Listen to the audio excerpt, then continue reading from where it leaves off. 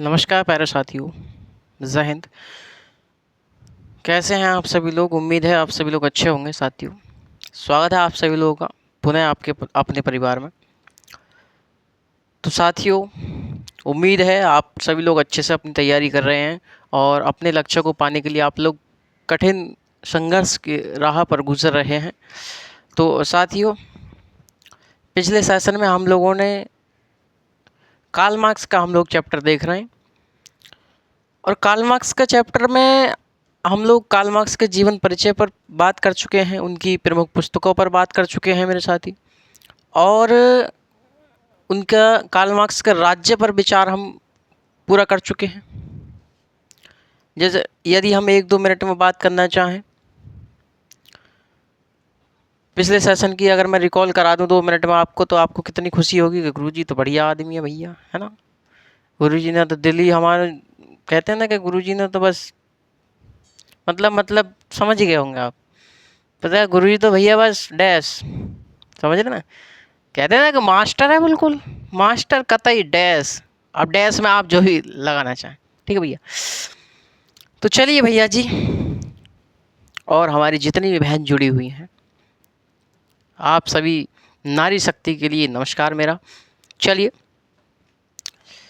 बात करें साथियों राज्य पर मार्क्स के विचार की। तो मैंने आपको बताया कि मार्क्स का राज्य पर अपना कोई विचार नहीं था। जो भी विचार थे राज्य पर, एंजल्स के विचार थे, जो उनके सहपाठी थे, जो उनके मित्र थे, जो कि दोनों की विचारधाराओं में असमानता नहीं थी, बिल्कुल क्या थी, समानता थी। एक दूसरे के विचार थे क्या थे, बिल्कुल समान थे। एंजल्स के विचार कार्ल मार्क्स के विचार थे, मार्क्स के विचार एंजल्स के विचार थे। दोनों के विचारों में भेद कर पाना क्या था, असंभव था। तो जो भी विचार राज्य के संबंध में रखे तो एंजल्स न रखे। चूंकि दोनों की विचारधारा सेम थी, इसलिए हम लोग मार्क्सवाद के नाम से इस बात को जानते हैं, या फिर मार्क्स का राज्य पर हम लोग विचार मान लेते हैं। ठीक है भैया, कोई दिक्कत वाली बात नहीं है। तो मैंने आपको बताया होगा उसमें कि भैया मार्क्सवाद कहते हैं, यानी मार्क्सवादियों के अनुसार, कि प्रारंभ में क्या था, प्रारंभ में उत्पादन के साधनों का उदय नहीं हुआ था। जब उत्पादन के साधनों का उदय नहीं हुआ था तो वहाँ उस समय जो प्रारंभ में, यानी आदिम समाज जो था, कैसा समाज था, वहाँ पर सब लोग आपस में मिलजुल कर रहते थे, अपनी खुशियाँ बांटते थे एक दूसरे के साथ, कोई दिक्कत वाली बात नहीं थी। अपनी क्षमता के अनुसार कार्य करते थे और आवश्यकता के अनुसार अपने वेतन पाते थे वो लोग। लेकिन साथियों, आगे चल करके क्या हुआ कि उत्पादन के साधनों का उदय हुआ। आगे चल करके कालांतर में क्या हुआ, उत्पादन के साधनों का उदय हुआ।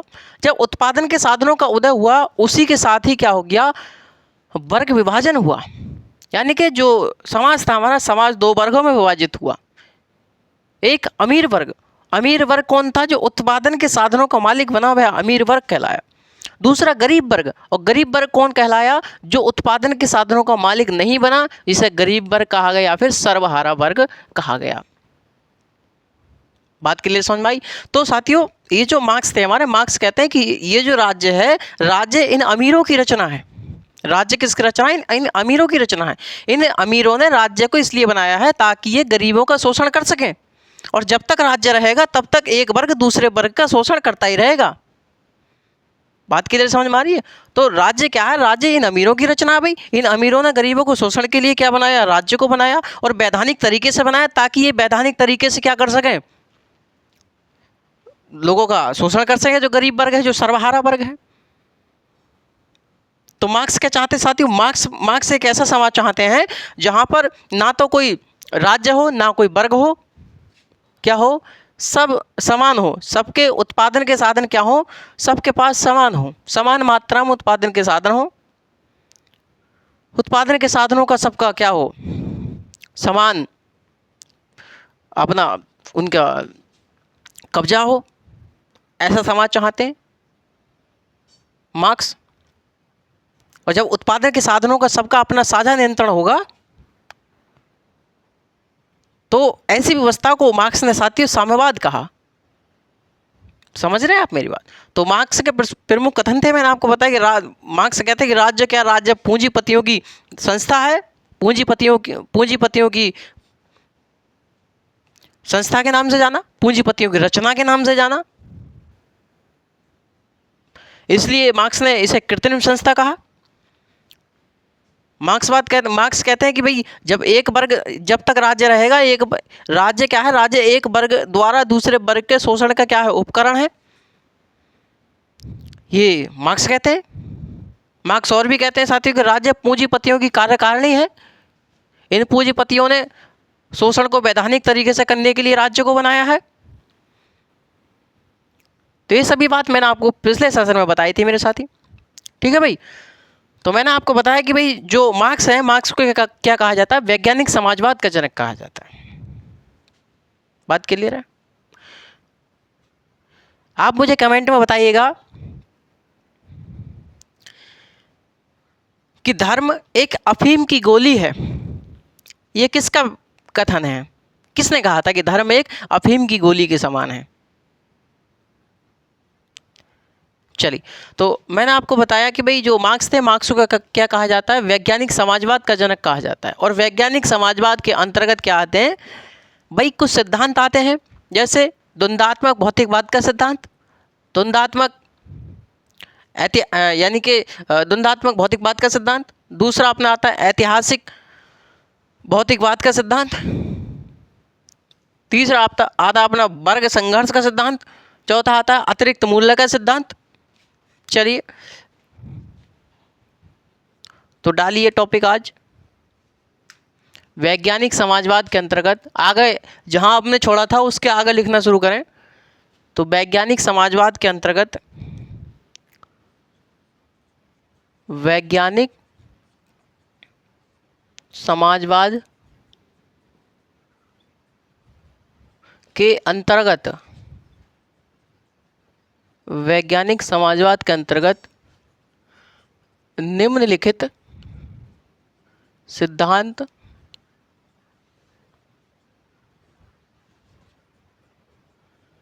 आते हैं। कौन कौन से सिद्धांत आते हैं भैया? कौन कौन सिद्धांत आते हैं? पहला, द्वंद्वात्मक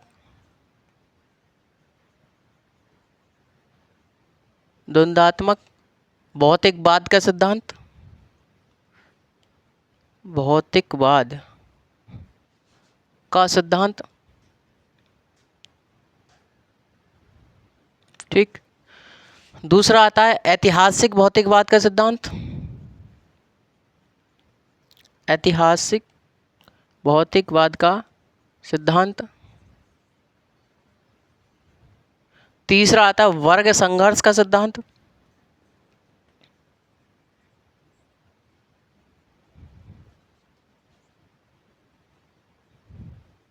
वर्ग संघर्ष का सिद्धांत। चौथा आता है अतिरिक्त मूल्य का सिद्धांत। अतिरिक्त मूल्य का सिद्धांत। ठीक है भैया, ठीक है भैया जी, बात क्लियर आ गई आपको समझ में?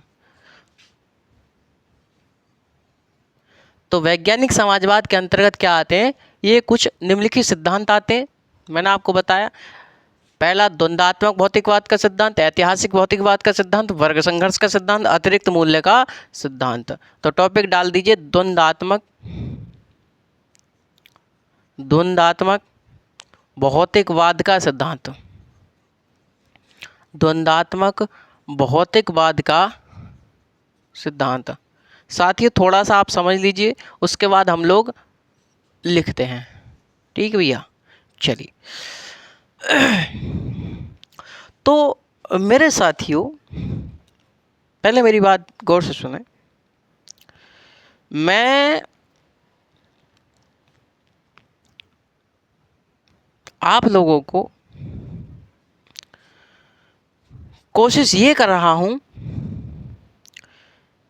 कि पॉलिटिकल साइंस में आप लोगों को महारत हासिल करवा दूं। कैसे गुरुजी, ये सब कुछ कैसे संभव होगा? भाई साहब, जब तक हमें है तब तक संभव होगा। सुनो कैसे। आने वाले समय में लगभग जुलाई से ये तो जून चल रहा है अपना, जून चलेगा अब 2-3 दिन बाद।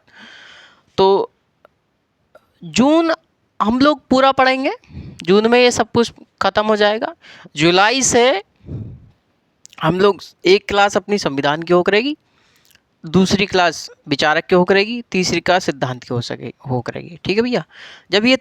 जब ये कंप्लीट हो जाएगी, तीनों में से कोई सी इकाई एक, उसके बाद हम लोग इंटरनेशनल रिलेशन स्टार्ट कर देंगे, तुलनात्मक राजनीति स्टार्ट कर देंगे, है ना। भारतीय राजनीतिक विचारक तो उसमें आ जाएंगे हमारे, लोक प्रशासन है, पब्लिक एडमिनिस्ट्रेशन। तो ये जितने भी हमारे पॉलिटिकल साइंस से जुड़े सब्जेक्ट हैं वो हम सभी कवर कराएंगे साथियों।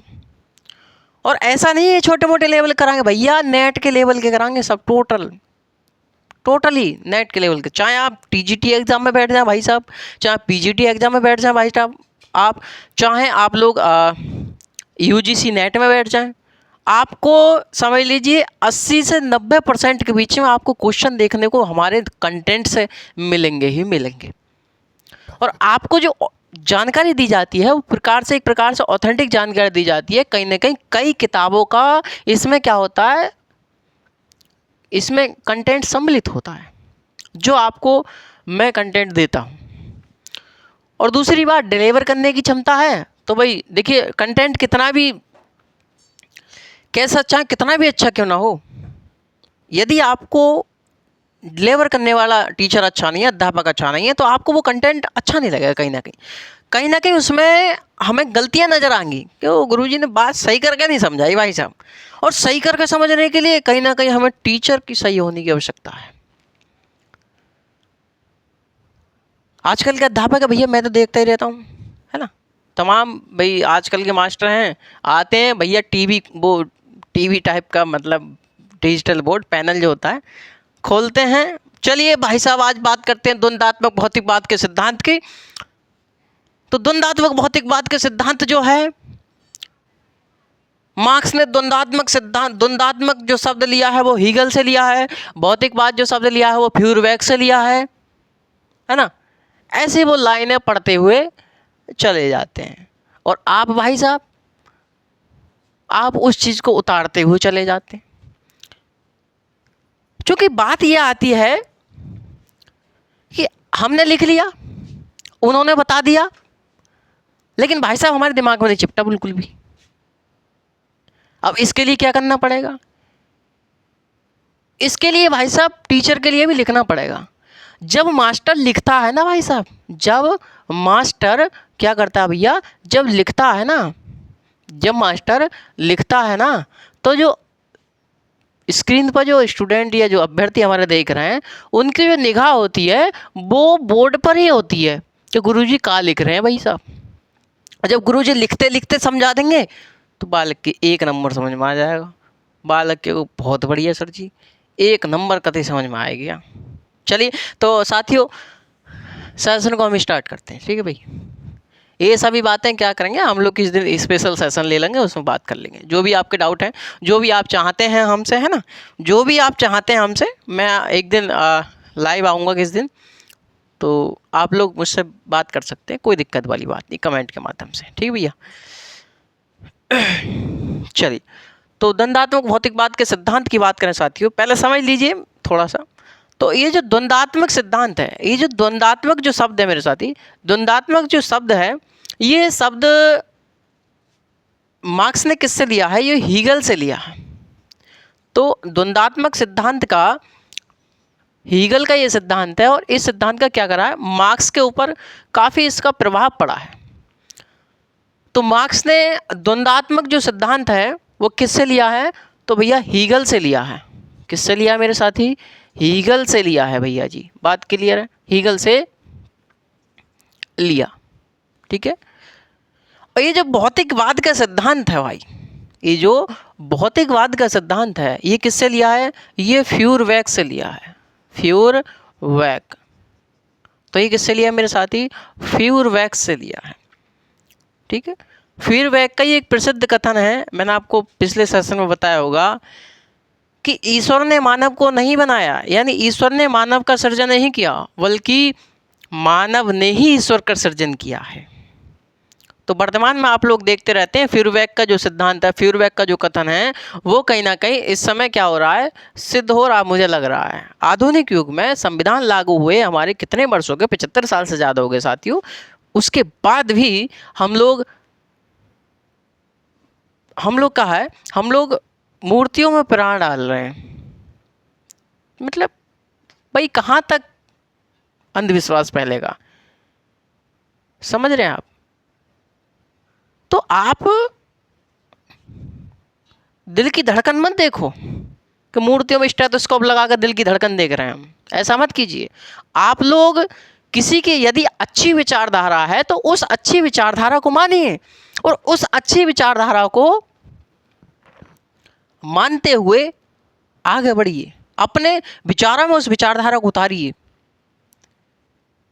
समझ रहे हैं आप? चलिए, तो फ्यूरबैक से क्या लिया है, भौतिकवाद का सिद्धांत लिया है, और हीगल से क्या लिया भैया, द्वंद्वात्मक पद्धति का सिद्धांत लिया है। इतनी बात समझ में आ गई साथियों? चलिए, तो ये जो मार्क्स थे हमारे, मार्क्स ने साथियों, मार्क्स ने द्वंद्वात्मक पद्धति के माध्यम से, द्वंद्वात्मक पद्धति के माध्यम से सत्य के अनुसंधान की खोज की है। सत्य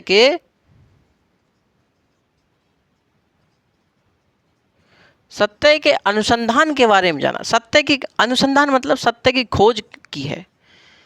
तो द्वंद्वात्मक पद्धति के माध्यम से मार्क्स ने क्या किया मेरे साथी, मार्क्स ने सत्य की खोज करने का प्रयास किया, सत्य की खोज करने का प्रयास किया है। मार्क्स के विचारों में द्वंद्वात्मक और भौतिकवाद क्या रहा है, मूल आधार रहा है। तो ये दोनों द्वंद्वात्मक और भौतिकवाद क्या रहा है, मार्क्स के विचारों का मूल आधार रहा है। मार्क्स के विचारों का क्या रहा है मेरे भैया, मूल आधार रहा है, मूल आधार रहा है। बात आ रही समझ में? तो द्वंद्वात्मक और भौतिकवाद का सिद्धांत जो रहा है वो मार्क्स के विचारों का मूल आधार रहा है।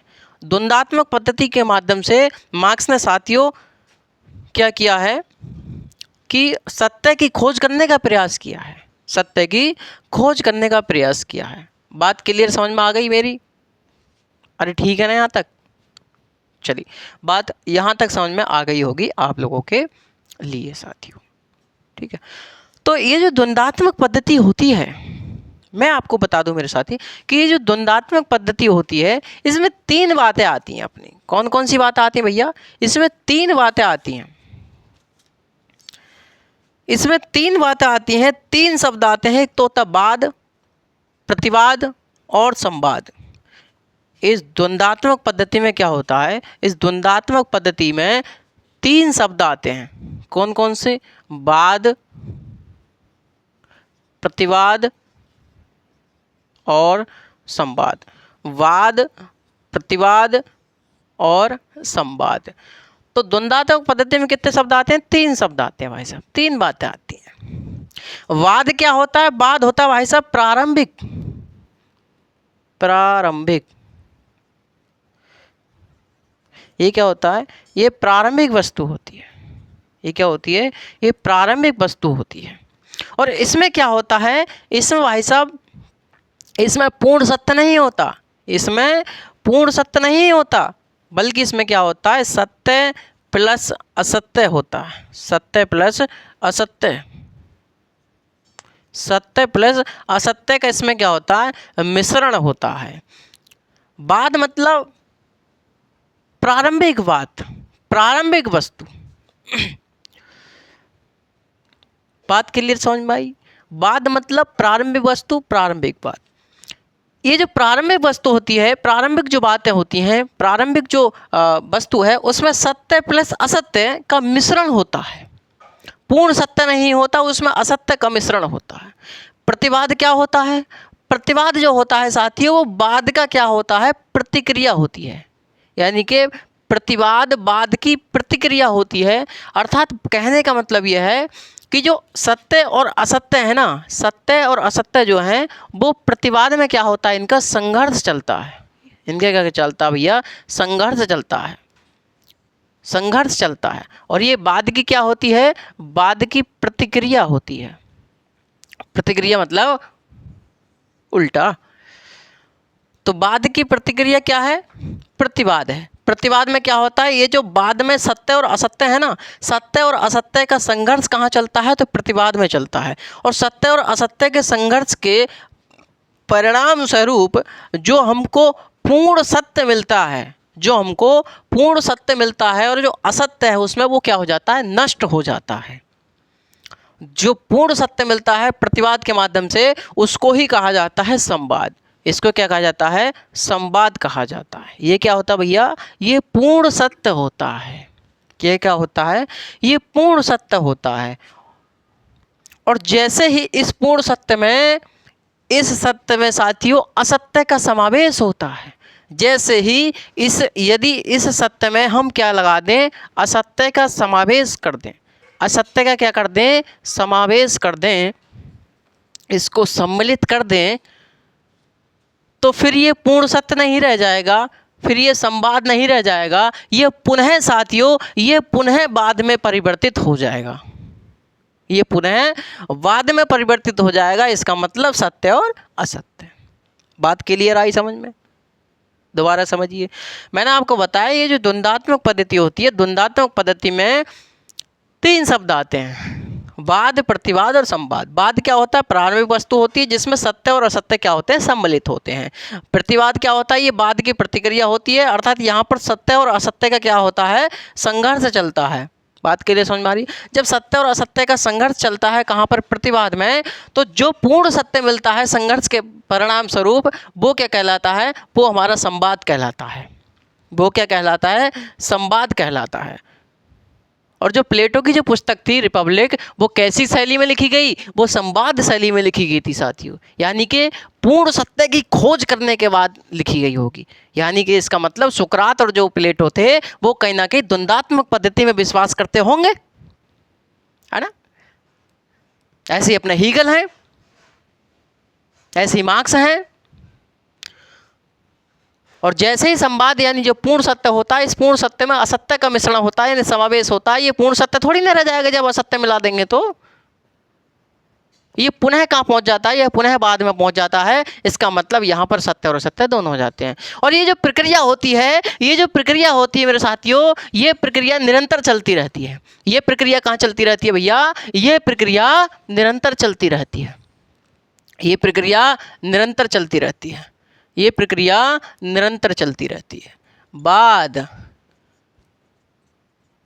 प्रतिवाद, संवाद, समझ रहे हैं आप? तो इसमें क्या चलती रहती है, प्रक्रिया निरंतर चलती रहती है। बात क्लियर समझ में आई मेरी? चलिए बहुत बढ़िया, आ गई होगी समझ में, है ना। तो ये जो हीगल थे साथियों, हीगल ने द्वंद्वात्मक पद्धति के माध्यम से चेतना या विचार का विश्लेषण किया है। चेतना या विचारों का, समझ रहे हैं, क्या किया है, विश्लेषण किया। वहीं मार्क्स ने साथियों द्वंद्वात्मक पद्धति के माध्यम से क्या किया है, भौतिक पदार्थ का विश्लेषण किया है। तो इस द्वंद्वात्मक पद्धति के माध्यम से, इस द्वंद्वात्मक पद्धति के माध्यम से हीगल ने क्या किया है भैया, इस द्वंद्वात्मक पद्धति के माध्यम से हीगल ने चेतना या विचार, इसका क्या किया है, इसका विश्लेषण किया है, इसका विश्लेषण किया है। ठीक है भैया। और वही जो हमारे मार्क्स हैं, वही जो हमारे मार्क्स है ना भैया, मार्क्स ने क्या किया है, मार्क्स ने साथियों भौतिक पदार्थ का विश्लेषण किया। भौतिक पदार्थ का क्या किया है, विश्लेषण किया है। बात क्लियर समझ में आ रही है भाई? चलिए बहुत बढ़िया। तो भौतिक पदार्थ का संबंध किससे बताया इन्होंने, मार्क्स ने भौतिक पदार्थ का संबंध किससे बताया, उत्पादन के साधन से बताया। इस भौतिक पदार्थ का संबंध किससे बताया इन्होंने संबंध जो बताया मेरे साथी, वो किससे बताया भैया, वो उत्पादन के साधन से बताया। उत्पादन के साधन से बताया। ठीक है भाई। मैंने आपको बताया द्वंद्वात्मक पद्धति के माध्यम से हीगल ने चेतना या विचार का विश्लेषण किया है। वहीं मार्क्स ने साथियों भौतिक पदार्थ यानी कि उत्पादन के साधनों का विश्लेषण किया है। बात क्लियर समझ में आ गई यहाँ तक? बहुत बढ़िया। जो हीगल थे हमारे, हीगल ने साथियों माना कि जो चेतना या जो विचार होते हैं ये संपूर्ण समाज या संपूर्ण संसार का क्या करते हैं, संपूर्ण समाज का सृजन करते हैं, संपूर्ण संसार का सृजन करते हैं। मैंने आपको बताया कि जो हीगल ने क्या माना, हीगल ने माना ये जो चेतना या जो विचार होते हैं वो हमारे संपूर्ण समाज का या संपूर्ण संसार का निर्धारक होते हैं, यानी कि ये उसका सृजन करते हैं। वहीं मार्क्स ने कहा कि साथियों चेतना नहीं बल्कि इन्होंने भौतिक पदार्थ के बारे में बताया कि भौतिक पदार्थ जो होता है वही, भौतिक पदार्थ मतलब उत्पादन के साधन जो होते हैं वही क्या करते हैं, संपूर्ण संसार या संपूर्ण समाज का निर्धारक या फिर उसका क्या करते हैं, सृजन करते हैं। ये किसने बताया है? ये हमारे मार्क्स ने बताया मेरे साथी। बात क्लियर है? मार्क्स का एक प्रसिद्ध कथन है कि अब तक के दार्शनिकों ने संसार का सृजन किया। अब तक के दार्शनिकों ने यानी कि मार्क्स से पहले तक की बात कर रहे हैं वो, कि अब तक के दार्शनिकों ने क्या किया है कि संसार का सृजन किया है, लेकिन मैंने संसार को बदलने का प्रयास किया है। कौन कहते हैं? मार्क्स कहते हैं साथियों। मार्क्स का एक और प्रसिद्ध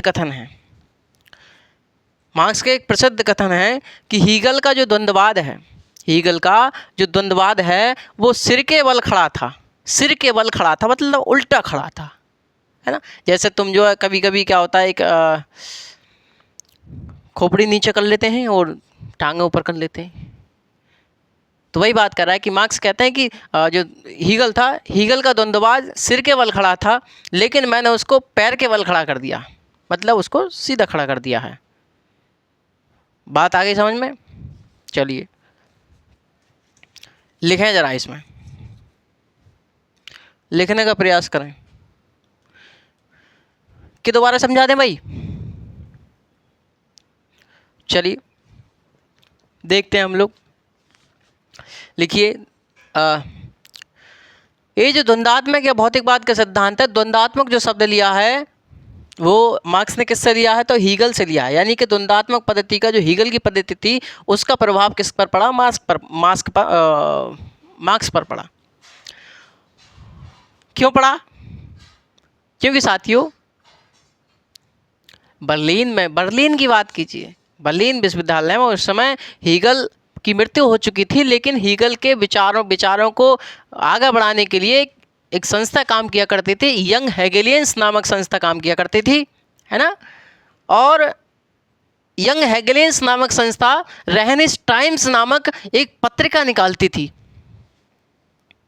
जो हीगल के विचारों का क्या करती थी? प्रचार प्रसार करती थी। लेकिन बर्लिन विश्वविद्यालय में इतिहास की और दर्शन की शिक्षा ग्रहण करने गए थे कौन? हमारे मार्क्स। तो शिक्षा ग्रहण करने के पश्चात जो रेहनिश टाइम्स नामक पत्रिका थी उसके प्रधान संपादक बने हमारे मार्क्स। जब प्रधान संपादक बने तो हीगल के द्वंद्ववाद का इन पर क्या पड़ा? गहरा प्रभाव पड़ा है। और वहीं उन्होंने भौतिकवाद की बात करें, भौतिकवाद का फ्यूरबैक का प्रभाव पड़ा। चलिए साथियों, तो द्वंद्वात्मक हीगल से लिया है, भौतिकवाद फ्यूरबैक से लिया है। तो जो मार्क्स थे हमारे, मार्क्स ने द्वंद्वात्मक पद्धति के माध्यम से सत्य को खोजने का प्रयास किया है। सत्य की खोजने का प्रयास किया है। मार्क्स के विचारों में द्वंद्वात्मक और भौतिकवाद क्या रहा है? केंद्र बिंदु रहा है, मूल आधार रहा है मेरे साथी। बात क्लियर है? ये जो द्वंद्वात्मक पद्धति होती है, इस द्वंद्वात्मक पद्धति में तीन बातें आती हैं: वाद, प्रतिवाद और संवाद। वाद में क्या होता है? प्रारंभिक वस्तु होती है, इसमें सत्य और असत्य का मिश्रण होता है। प्रतिवाद में क्या होता है? इन सत्य और असत्य का क्या होता है? यहाँ पर संघर्ष होता है। संघर्ष के बावजूद हमें जो मिलता है वह पूर्ण सत्य होता है, उसे हम संवाद कहते हैं। और जब संवाद में यानी पूर्ण सत्य में असत्य का मिश्रण होता है या समावेश होता है, तो साथियों यह पूर्ण सत्य या संवाद नहीं रह जाता, बल्कि ये पुनः बाद में बदल जाता है, यानी कि सत्य और असत्य। ये प्रक्रिया निरंतर चलती रहती है। ये प्रक्रिया क्या चलती रहती है भैया? निरंतर चलती रहती है भैया जी। बात क्लियर है? चलिए बहुत बढ़िया। तो जो अपने हीगल थे, हीगल ने द्वंद्वात्मक पद्धति के माध्यम से साथियों चेतना या विचार का विश्लेषण किया। चेतना या विचारों का विश्लेषण किया। वहीं मार्क्स ने भौतिक पदार्थ का विश्लेषण किया। भौतिक पदार्थ का संबंध किससे बताया? तो उत्पादन के साधनों से इन्होंने बताया। बात क्लियर समझ में आ रही है? तो जो हीगल थे हमारे, हीगल ने साथियों चेतना या विचारों के लिए माना कि ये क्या करते हैं, संपूर्ण समाज का या संपूर्ण संसार का सृजन करते हैं। वहीं हमारे मार्क्स ने माना कि भौतिक पदार्थ या उत्पादन के जो संसाधन हैं, ये संपूर्ण समाज का या संपूर्ण संसार का क्या करते हैं, सृजन करते हैं। यानी कि भौतिक पदार्थ यानी उत्पादन के संसाधन, यानी कि साथियों उत्पादन के संसाधन किसी एक वर्ग के पास होंगे तो वही शासन सत्ता चलाएगा, लोगों को प्रकार से शोषण करेगा। तो मेन बात जो है उत्पादन के साधनों की है।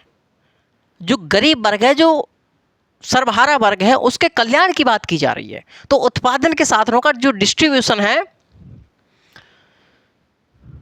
उसका होना चाहिए, क्या होना चाहिए, उसका सही से वितरण होना चाहिए, न्यायपूर्ण वितरण होना चाहिए उनका। तो इन्हीं सब संबंध में मार्क्स ने अपने विचार रखे हैं साथियों। क्यों कहा जाता है समाजवादी विचारक भैया है ना? क्योंकि इन्होंने समाज के लिए कार्य किया, संपूर्ण समाज के लिए कार्य किया, किसी एक वर्ग विशेष के लिए कार्य इन्होंने नहीं किया।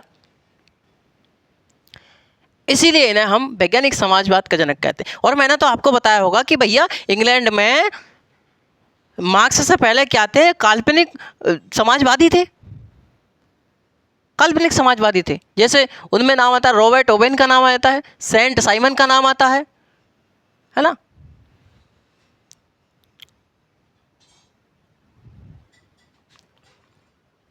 एक मूलक है जिनकी पुस्तक क्या नाम है, यूटोपिया। तो इन सबका नाम आता है। मैंने आपको पिछले सत्र में बताया होगा ना। तो चलिए इसको हम लिखने का प्रयास करते हैं साथियों। काफ़ी समझ लिया आपने, ठीक है।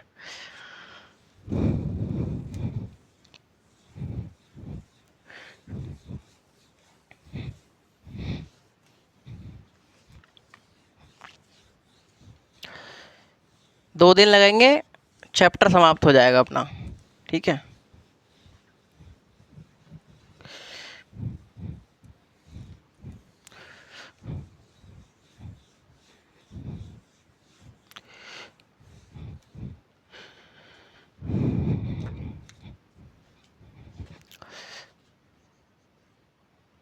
द्वंद्वात्मक भौतिकवाद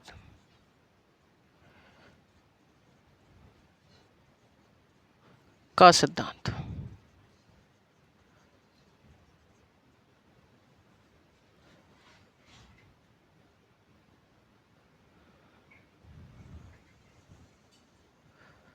द्वंद्वात्मक भौतिकवाद का सिद्धांत, ठीक है भैया।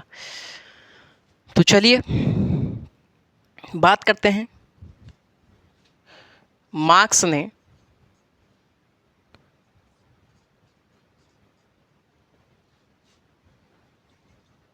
द्वंद्वात्मक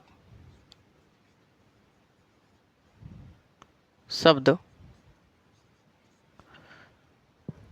हीगल से लिया और भौतिकवाद शब्द किससे लिया भाई? भौतिकवाद शब्द फ्यूरबैक से लिया, फ्यूरबैक से लिया है।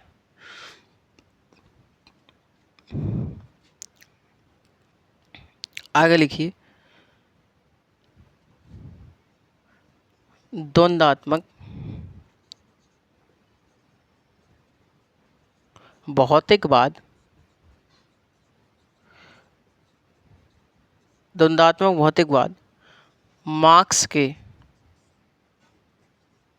विचारों का क्या रहा है? केंद्र मार्क्स के विचारों का केंद्र बिंदु या फिर आधार रहा है। मूल आधार, मूल आधार रहा है, मूल आधार रहा है। ठीक है भाई। लिखिए, द्वंद्वात्मक पद्धति के माध्यम से,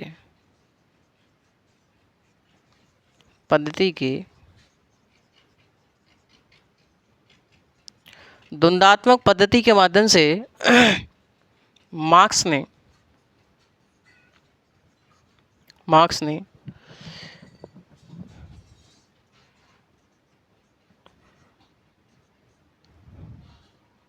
सत्य को खोजने का प्रयास किया। सत्य को खोजने का क्या किया भैया? प्रयास किया है।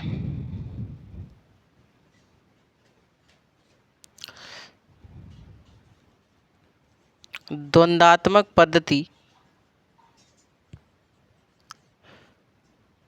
के अंतर्गत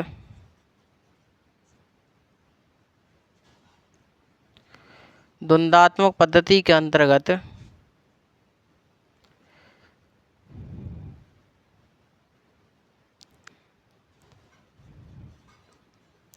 तीन शब्द वाद, प्रतिवाद एवं संवाद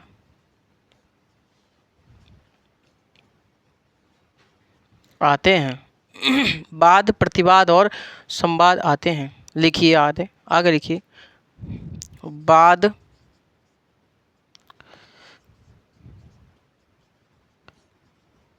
प्रारंभिक वस्तु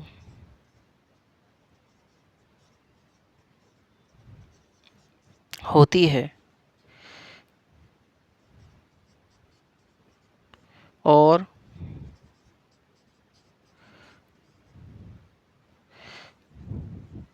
इसमें सत्य प्लस असत्य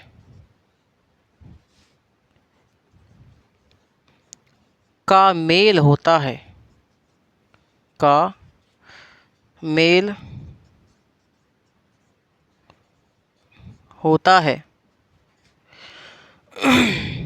बात करें प्रतिवाद की, तो प्रतिवाद की बात करिए साथियों, तो प्रतिवाद क्या होती है? प्रतिवाद वाद की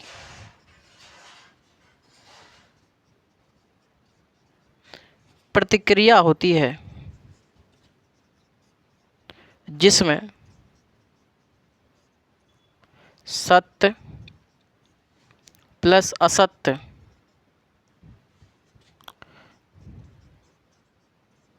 दोनों का संघर्ष होता है। दोनों का संघर्ष होता है और संघर्ष के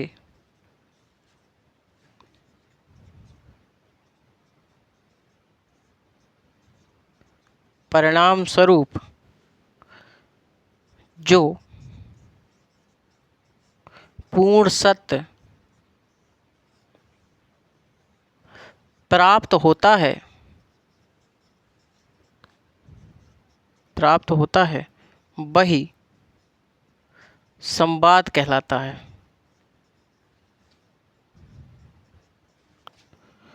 वही संवाद कहलाता है। वही संवाद कहलाता है। और यदि, यहाँ पर लिखिए, यदि संवाद में अर्थात पूर्ण सत्य में असत्य का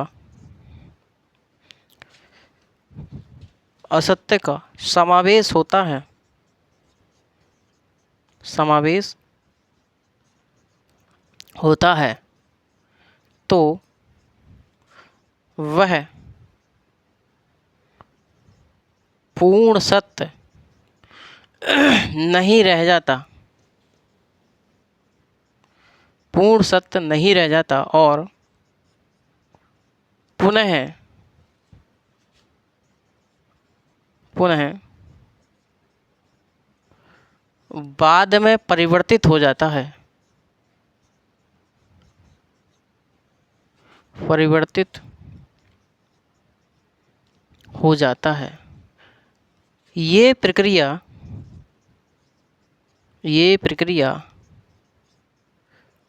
निरंतर चलती रहती है, ये प्रक्रिया भैया निरंतर चलती रहती है। तो मैंने आपको बताया कि भाई ये क्या होता है, ये क्या होता है, ये द्वंद्वात्मक पद्धति होती है। मैं इससे लिखूं द्वंद्वात्मक पद्धति, द्वंद्वात्मक पद्धति,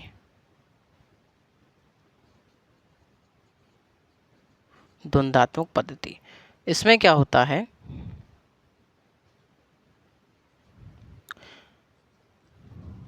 बाद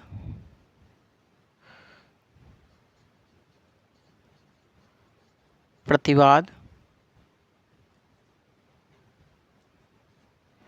और ये होता है संवाद। ये जो प्रक्रिया है ये अपनी प्रक्रिया निरंतर चलती रहती है, ठीक है। और जैसे ही ये जो बाद होता है, बाद में क्या होता है, सत्य भी होता है इसमें प्लस असत्य भी होता है। जो बातें मैंने नीचे लिखी हैं वो मैं डायग्राम के माध्यम से आपको बताना चाहता हूँ। संवाद में क्या होता है, पूर्ण सत्य होता है, पूर्ण सत्य। प्रतिवाद में क्या होता है, प्रतिवाद में सत्य प्लस असत्य क्या चलता है, संघर्ष चलता है। प्रतिवाद में क्या चलता है, सत्य प्लस असत्य का संघर्ष चलता है, ठीक है भाई।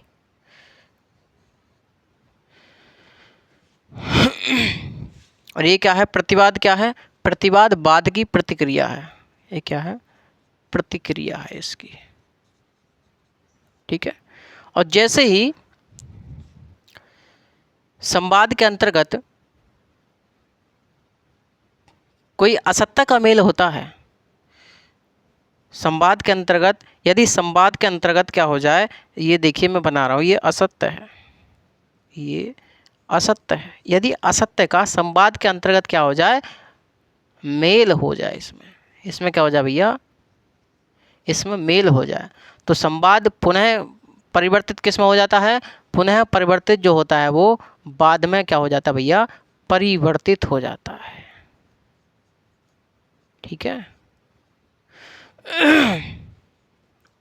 हो जाता है, ठीक। बात क्लियर आ गई आपको समझ में, भूलेंगे तो नहीं भाई, चलिए ना भूलेंगे, बहुत बढ़िया। आगे लिखें, लिखिए द्वंद्वात्मक पद्धति के माध्यम से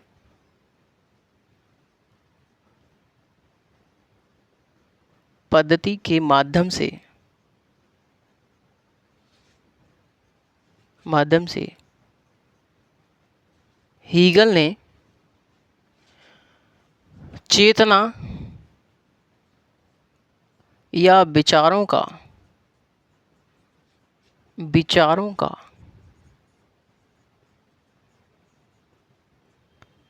विश्लेषण किया,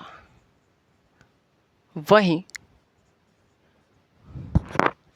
मार्क्स ने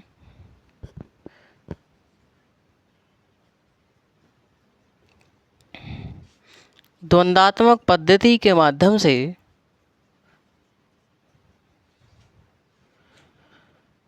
भौतिक पदार्थ भौतिक पदार्थ या उत्पादन के साधन, उत्पादन के साधनों का विश्लेषण किया, विश्लेषण किया। बात क्लियर है भैया? आगे लिखिए, हीगल ने माना कि चेतना या विचार के माध्यम से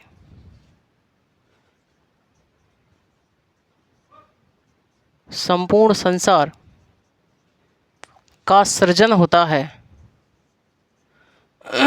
संपूर्ण संसार का क्या होता है? सृजन होता है।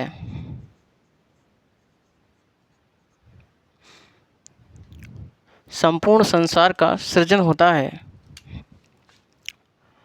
वहीं मार्क्स ने माना कि भौतिक पदार्थ या उत्पादन के साधनों के माध्यम से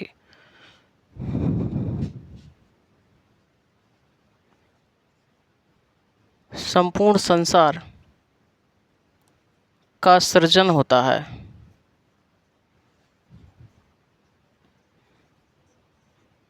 का सृजन होता है। बात आ गई आपको समझ में, है ना? मार्क्स का एक प्रसिद्ध कथन है, लिखिए, मार्क्स का प्रसिद्ध कथन है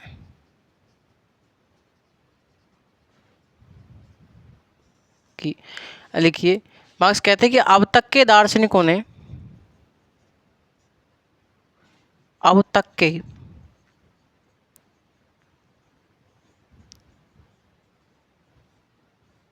दार्शनिकों ने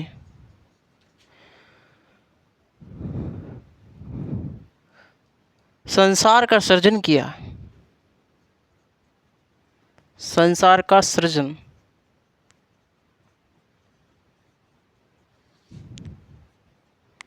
किया, लेकिन मैंने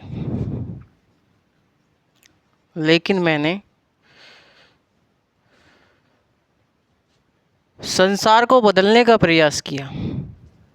बात सही है भैया?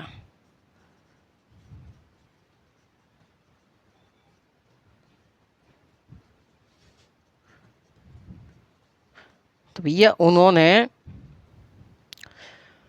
एक प्रसिद्ध कथन कहा कि अब तक के दार्शनिकों ने संसार का सृजन किया, लेकिन मैंने संसार को बदलने का प्रयास किया। बात सही है उनकी कि उन्होंने संसार को बदलने का प्रयास किया। उन्होंने भैया उत्पादन के साधनों यानी भौतिक आधार पर समाज को देखा कि समाज में ऊंच नीच है भाई, समाज में ऊंच नीच है। एक तो वर्ग वो है जो उत्पादन के साधनों का मालिक है, एक वर्ग जो है वो है गरीब जो उत्पादन के साधनों का मालिक नहीं है, और जो अमीर वर्ग है उन्होंने राज्य को बनाया है, वैधानिक तरीके से बनाया है, ताकि वो वैधानिक तरीके से गरीबों का शोषण कर सकें, गरीबों का शोषण कर सकें। मार्क्स कहते हैं कि जब तक राज्य रहेगा तब तक गरीबों का शोषण रहेगा। मार्क्स ने राज्य को पूंजीपतियों की संस्था कहा है, पूंजीपतियों की रचना कहा है, अमीरों की रचना कहा है।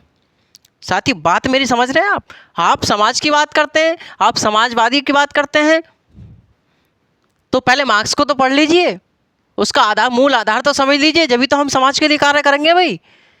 अरे जब तक हम समाजवादी विचारों को नहीं पढ़ेंगे तब तक हम समाज हित में कैसे काम करेंगे, सामाजिक हित में तब तक हम कैसे काम करेंगे, जब तक हमें मूल आधार ही नहीं पता। तो हमें सबसे पहले मूल आधार पढ़ने होंगे। बात करते हैं साथियों, हम इस समय हम करंट में तमाम बातें सुनते हैं कि ये समाजवादी भैया ऐसा है सबसे पहले हमें मूल आधार पकड़ना होगा। करंट क्या होता है भाई? करंट अफेयर क्या होता है? करंट अफेयर जो आपकी जो मूल कोर सब्जेक्ट है उसी का क्या होता है? अपडेटेड वर्जन होता है। उसी का क्या होता है? उसी की एक प्रकार से सूचनाएं होती हैं। अभी राज्यपाल और राष्ट्रपति का विवाद चल रहा था, है ना? ऐसी जो दया याचिका होती है वो राष्ट्रपति के पास पड़ी रहती है 10 साल, 20 साल, 15 साल, 50 साल। भाई साहब, नंबर ही ना आता कभी, राष्ट्रपति उस पर डिसीजन ही नहीं लेते।